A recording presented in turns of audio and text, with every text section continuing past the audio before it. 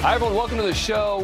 One op-ed piece in the Wall Street Journal got the conservative media going bonkers over the possibility of Hillary Clinton in 2024. But few liberals seem to be taking it seriously. We'll talk to the man who started it all.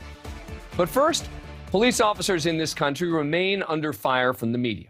In the wake of several high-profile police-involved civilian deaths over the last few years, pressure's mounting for change, and many in the mainstream media seem to be in lockstep with anti-police activists who've called for everything from legitimate police reform to the absurd abolition of police departments. And along with those calls for change to America's law enforcement practices, some in the media are calling on their colleagues to stop using a phrase that's become commonplace in coverage of police shootings, similar to language that I just used: officer-involved shooting.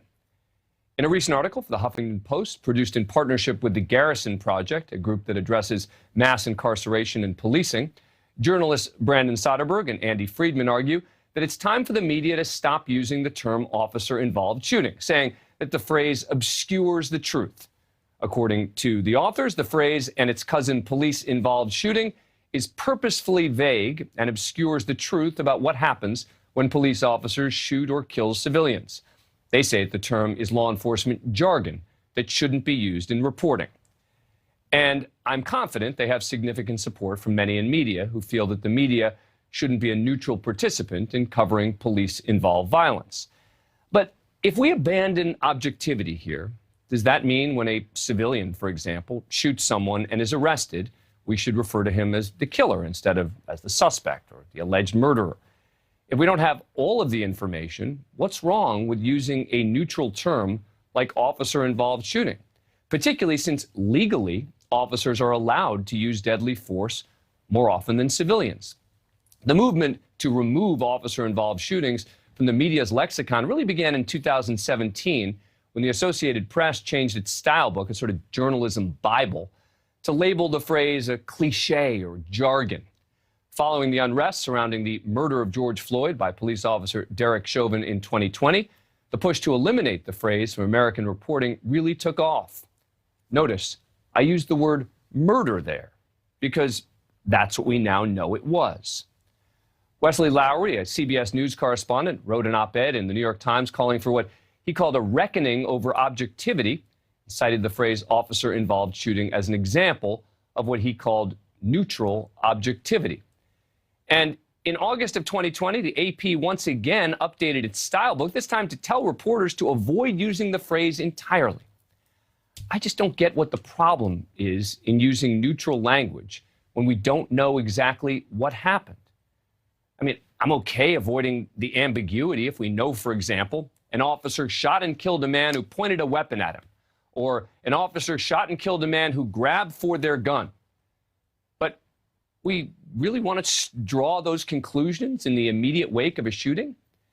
Police are sent into dangerous situations on a daily basis, unlike your average American.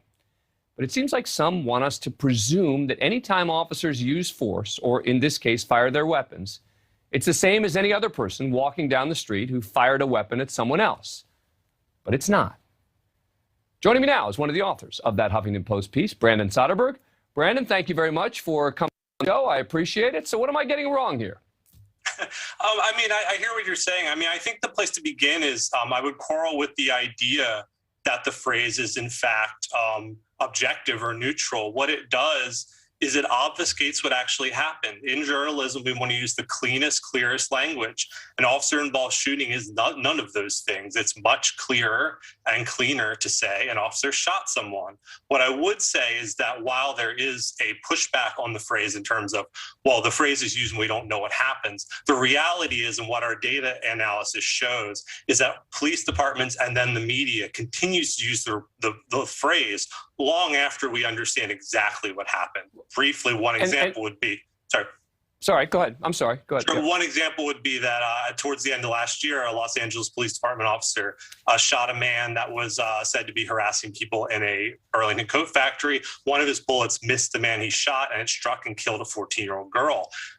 7 days after that shooting, the Los Angeles Police Department and the press continue to refer to that as an officer-involved shooting. By that point, we absolutely know how and what the officer was involved in how. And so I think that's the main pushback here, is that the language is unclear from the beginning.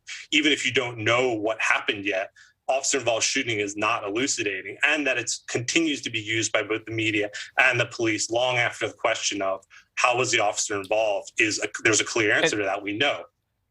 But yet, it seems to me, and again, I'm not accusing you of this, but it would seem that a lot of people who side with your position complain about the fact that the media or conservative media presume people guilty all the time, right? That someone is accused of a crime, and then the way the media positions things, well, you know, the media is to blame for presuming that people have committed a crime when they haven't even been tried yet.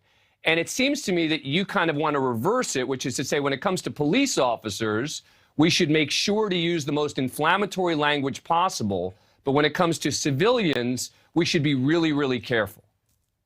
I don't agree with that at all, because the language that is used is officer-involved shooting versus a suspect or a man shot someone. You will never hear anyone refer to a civilian shooting as a suspect-involved shooting. It's always obfuscated. It's not obfuscated by this passive phrase of officer involved. So what I'm really saying, and what the Associated Press is saying, is that we need to cover all shootings the same, and that's with direct and clear non-passive language.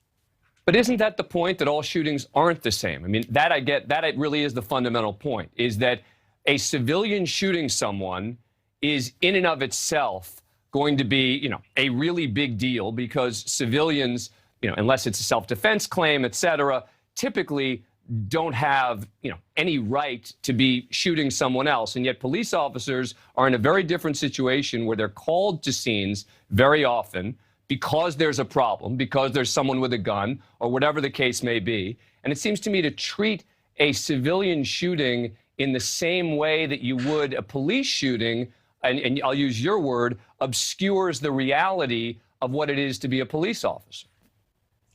I mean, again, I've heard this argument. I just don't agree. Like, officer-involved shooting is not only, okay, if I don't believe police shot someone is an inflammatory phrase, but what I will say is that officer-involved shooting is fundamentally unclear. It does not explain in any way what happened. How was the officer involved? And the only time the phrase is used, which our data bears out, we looked at 20 years of data, 136,000 articles, does not show examples where it is used when an officer hasn't shot someone. It is a phrase introduced by the police that then reporters repeat in their initial coverage, especially, and then tend to continue to report. What I'm saying, and what our analysis shows, and what the AP has said, is that we simply should avoid language that's not active and direct. And again, police shot someone, or police fired bullets and fired at someone and missed, is much clearer than officer-involved shooting. It doesn't serve the public. It only serves to obscure the violence or the potential violence that happened.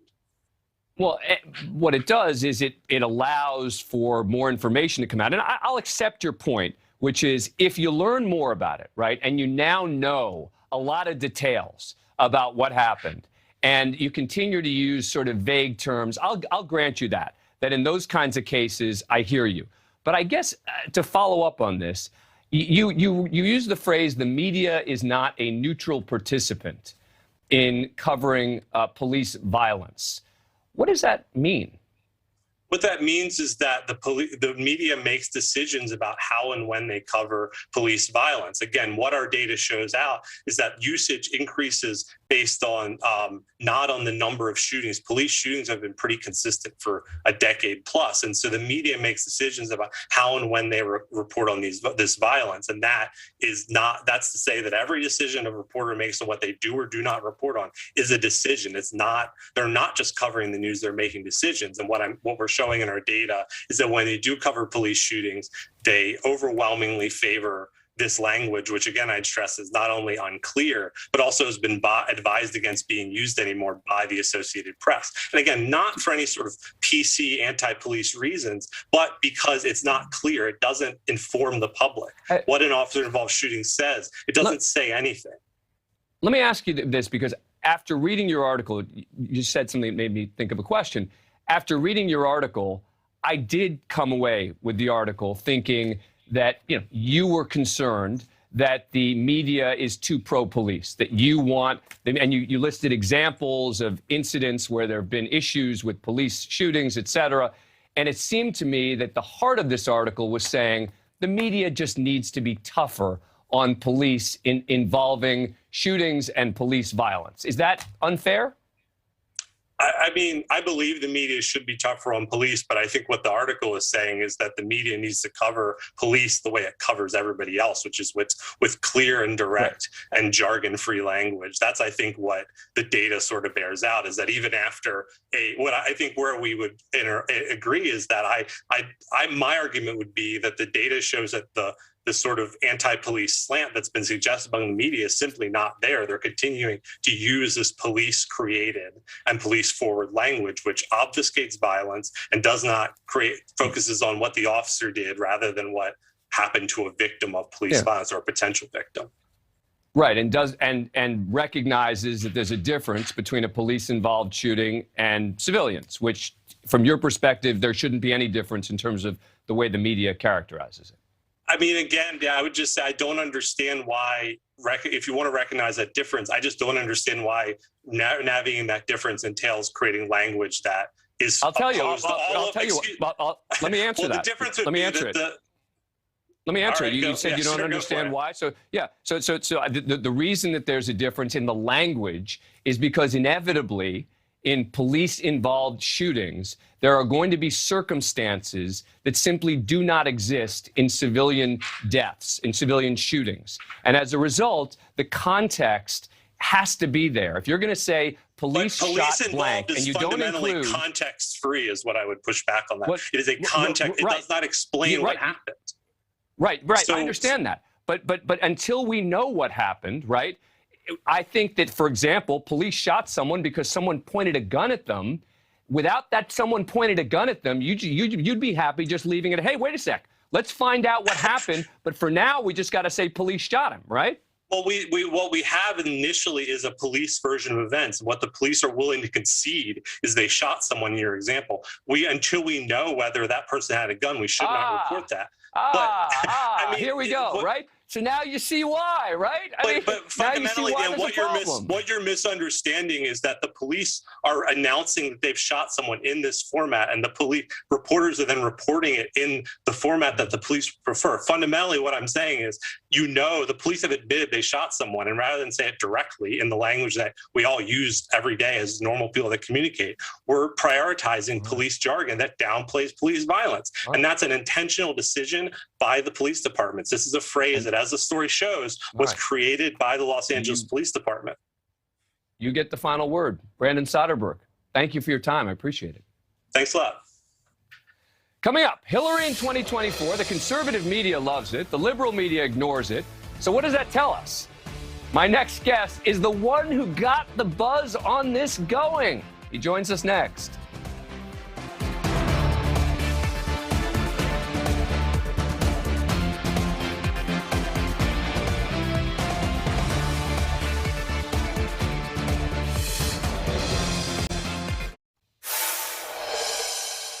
Last week, the tantalizing and incredibly controversial prospect of Hillary Clinton running in 2024 gained some steam after a column was published in the Wall Street Journal by my friends, political pollster and strategist Doug Schoen and former New York City Council President Andrew Stein.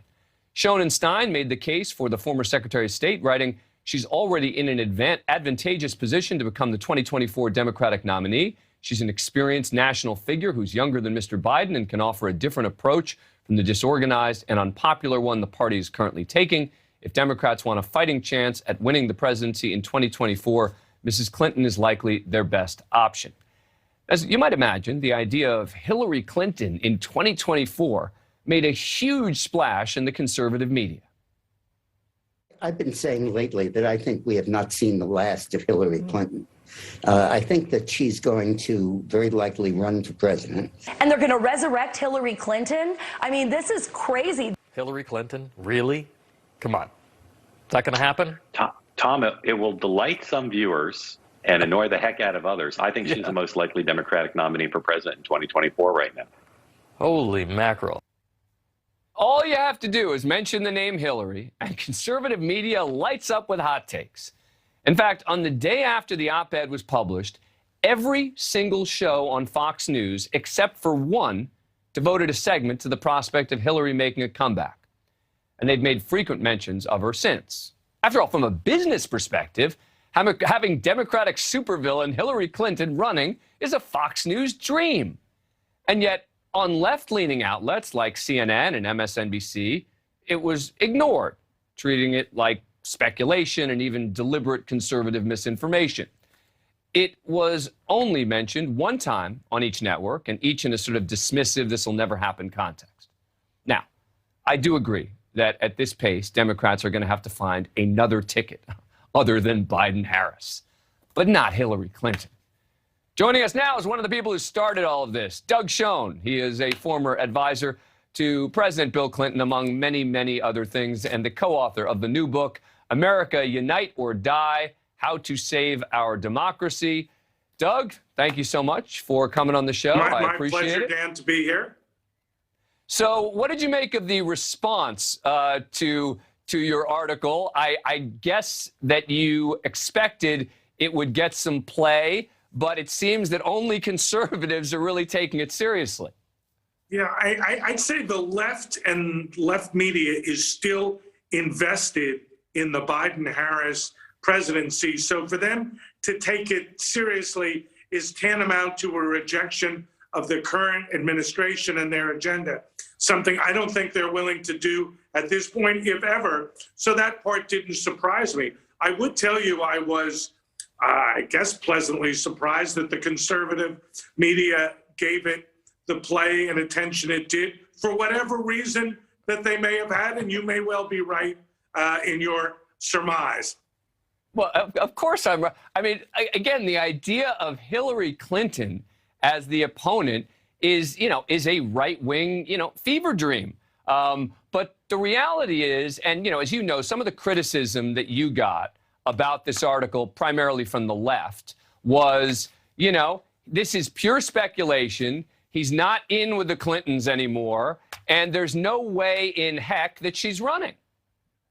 Well, I'm correct. I'm not in with the Clintons anymore, but worked with them on and off for about 15 years, and I know how they both think, and I think it is certainly the case that they are both, in their own way, actively considering the prospect. And Dan, I would remind you that there was a guy by the name of Richard Nixon who lost in 1960 for president, lost in 1962 for governor of California to Pat Brown, who was considered an even more fanciful candidate in 1968 and was elected in 1968 and 1972. So stranger things have happened. Stranger things have happened. I'll give you that. But don't you think that the more realistic scenario is that someone else is going to have to step up? It's funny because one of the things we thought about talking about in a separate segment was the fact that how is it that the Democrats have no bench, right? How is it that they have no person, and that's one of the points that you make in your piece. It is how do they have no one else that you would think of? But I would think that both things could be true, which is Biden-Harris is a ticket isn't happening, Hillary Clinton isn't happening, and Democrats are going to have to find somebody else to run in 2024. Look, Dan, I certainly have to concede that that is possible, but there's an old adage in politics: you don't beat somebody with nobody. And right now, as you point out, the Democratic bench is nobody, and Kamala Harris and Joe Biden seem to me to be as close to non-starters as you could be after 1 year in the White House. But I think you'd agree that Hillary Clinton, in the end, would probably lose, if she did run, to Donald Trump or any Republican candidate. And if that's the case, I just can't imagine. Well, Democrats have done dumber things, but it's still, I would still think that they would say to themselves, we can't do this. Look, 3 years in politics is a long time. Yes. We don't know what the Republicans will do, who they'll nominate, or what other scandals they will get in. If I had told you in November of 2020 that the Republicans would, in an organized and systematic way, seek to undermine the legitimacy of our democracy. I don't think you would have believed it. I sure wouldn't have believed it. But they've made a lot of dumb mistakes themselves. They could well implode if, as I think we both expect, they win a big victory in 2022. So while I wouldn't make the case that Hillary is the favorite, I would make the case that she stands as good a chance as anybody for the nomination. All right. Remembering to people that the purpose of writing an op-ed is to get people talking and thinking. And if that's the goal, well, then Doug Schoen and Andrew Stein deserve a ton of credit because they got a lot of people talking. Doug, good to see you. I'll take the credit. You are a good man and a good friend, Dan. Thank you. Coming up, it was a wild week in the world of local news, from a guy spitting up his coffee to a reporter getting hit by a car live on the air. That's next.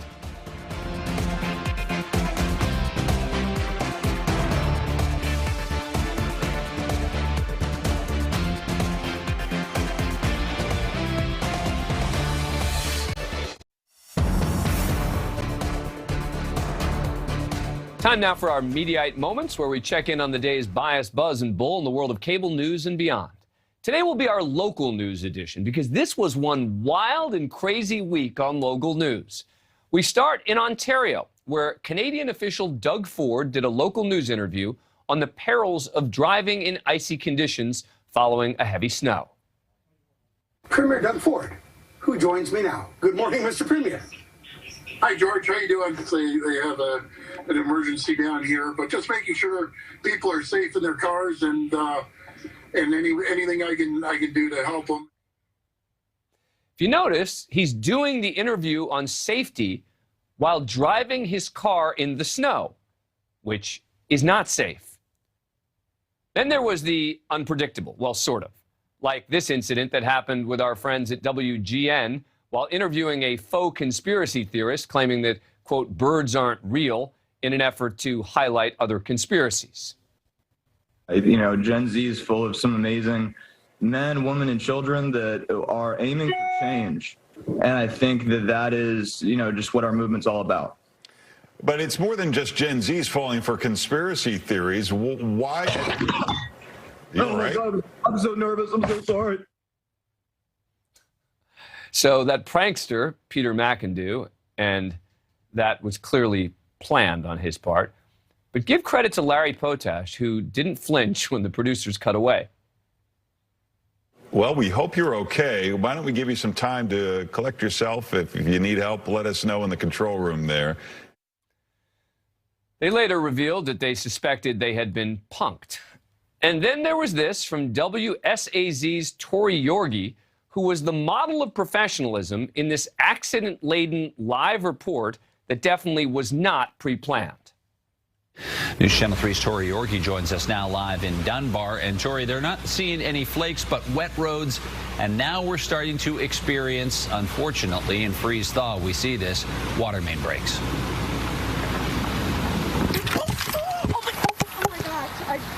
Got hit by a car, but I'm okay. I just got hit by a car, but I'm okay, Tim. That's the first for you on TV, Tori. Woo! Well, glad she's okay. And not only that, she's a true professional, and she finishes the report. I'm okay. Yeah, you know, that's live TV for you. It's all good. I actually got hit by a car in college, too, just like that. Wow. We're good, Tim. Man, sure you're you okay? are so sweet, and you are okay. Good for Tori, but what's going on with anchorman Tim? He acts like it's just another day at the office. Oh my gosh, I just got hit by a car, but I'm okay. I just got hit by a car, but I'm okay, Tim. Tim, your reporter just got hit by a car. That's all you got? That's our wrap-up of the day's Media Bias, Buzz, and Bull. Coming up, an American couple's hunting trip to Africa ends with the wife shot and killed. It was supposedly an accident, but now her dentist husband stands accused, and of course, he has a girlfriend. Up next.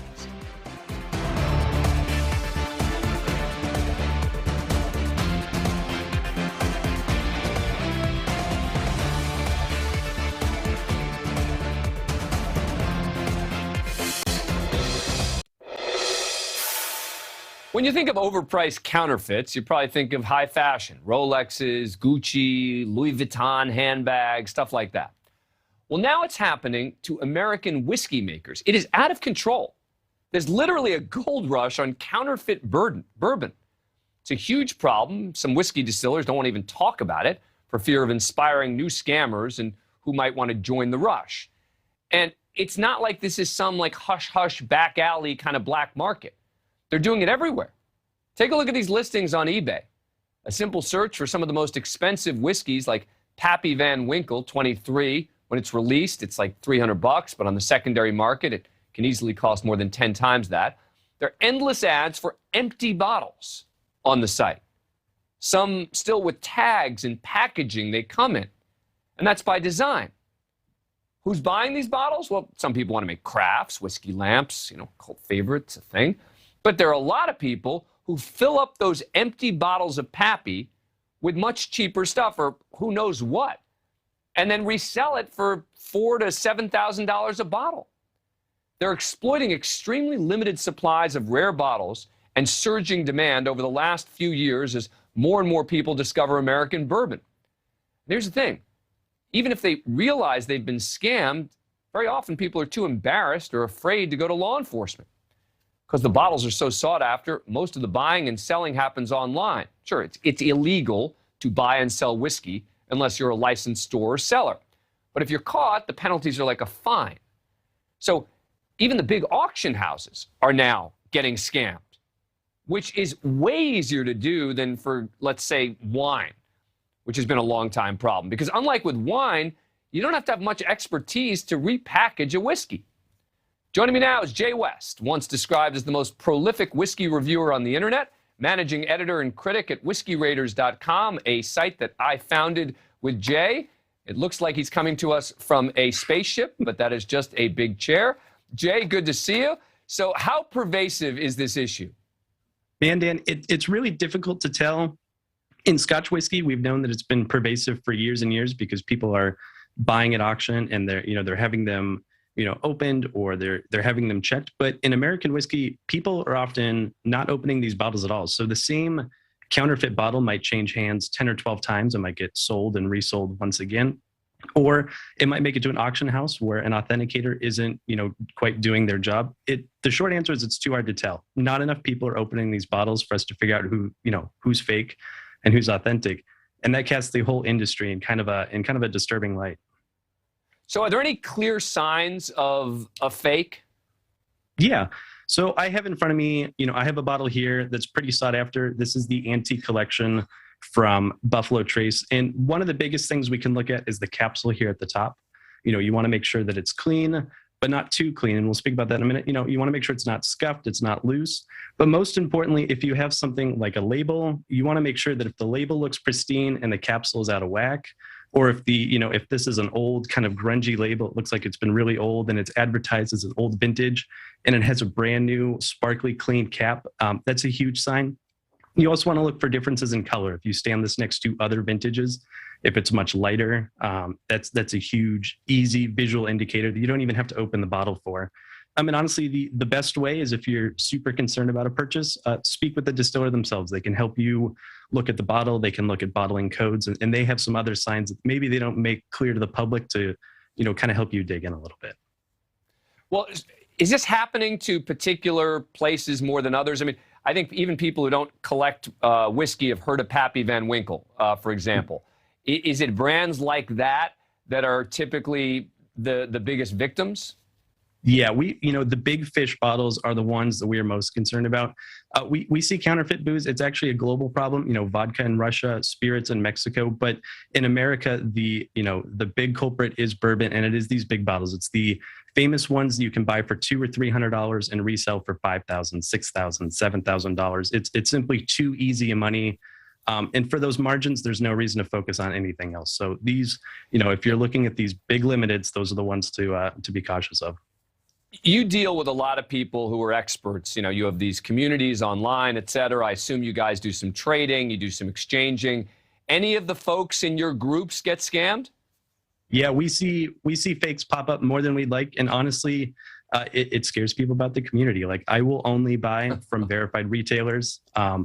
And friends have taken bottles to distilleries like Four Roses and said, hey, I think this is off. And the distillery has taken it to the lab and said, yep, this is about as fake as they come. And they help make those people, those people whole, but it happens everywhere. And it's pervasive. But you would be able to tell, right? If once they pour it, are you pretty confident if you tasted it, you'd know? Yeah. In fact, I have a friend, he opened a fake bottle of Four Roses and we tasted it and we all thought, this absolutely just isn't right. We were tasting it with other bottles of the same vintage, different vintages. It was totally off and we sent it on in. It's crazy, but you can tell. And a lot of folks may not be able to, right? Like, I taste a lot of whiskey. Yeah. I'm curious how many scam bottles go completely undetected because someone maybe spent so much money on it. They're afraid not to like it. They want to love it. And they can't admit fault because if you spend $5,000 on something, you want it to be the best drink you've ever had. Right. Jay, I have an idea for us. Now that we've started Whiskey Raiders, I think our next project should be Whiskey Police, where we can go around and we can police, right? We can police all the fakes. Not a bad business. We'll talk about it We'll talk about it later. We'll get Jay, a light good for the to see chair. you. Yeah, thanks for coming on. Thanks, Dan. Straight ahead, police tending to a mother and daughter injured in a crash when they noticed the driver who hit them has a gun on his dashboard. And in that split second, the suspect reaches for the weapon. More of the explosive body cam video is up next.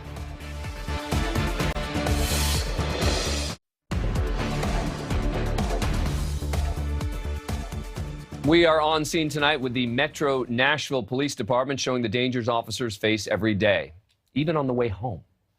High school resource officer Byron Bettler was leaving for the day when he drove up to a crash scene.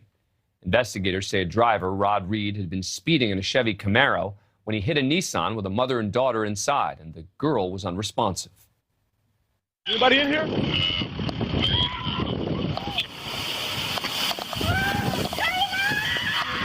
I got it. With the firefighters helping the mom and daughter, Officer Bettler checked on the other car. Reed was already out and walking around when he returned to the vehicle. Go ahead and go, man. Stop! Stop! Stop! Where you hit? In my leg. Okay. In my leg. Okay. All right.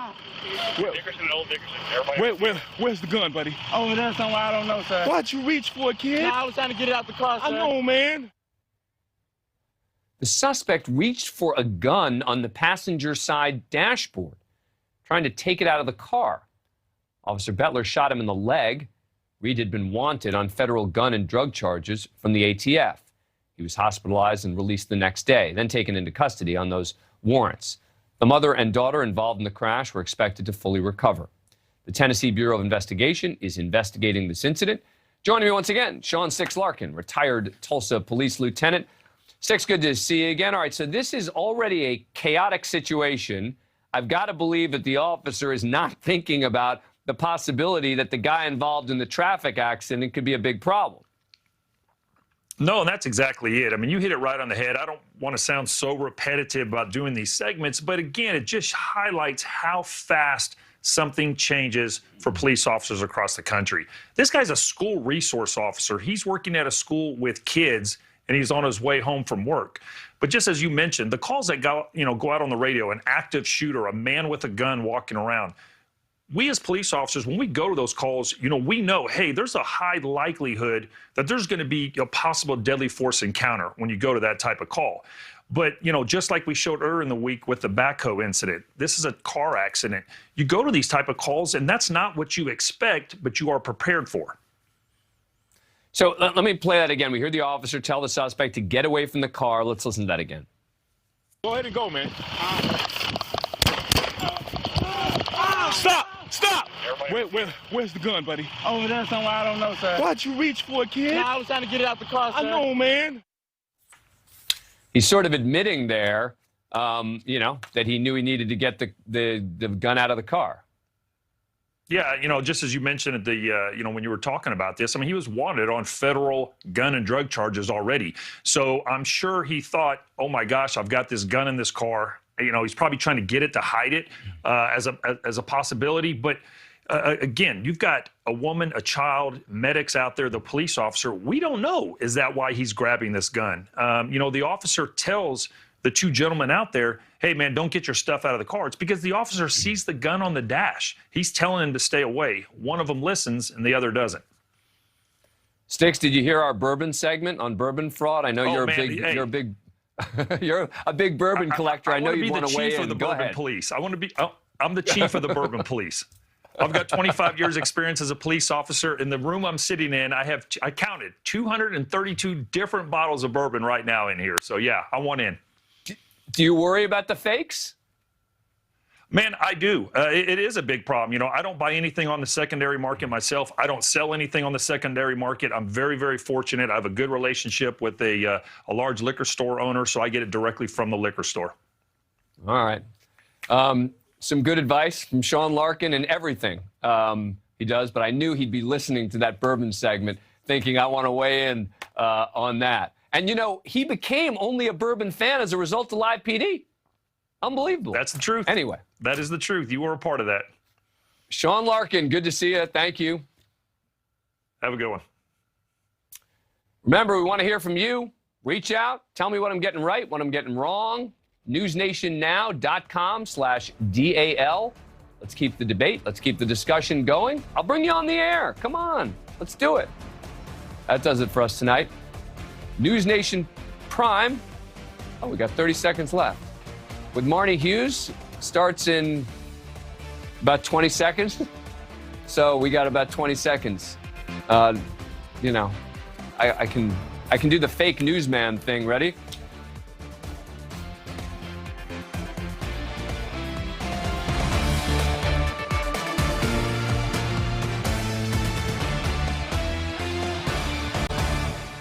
Thank you for watching. Click the red subscribe button below so you can get more of News Nation's fact-driven, unbiased coverage.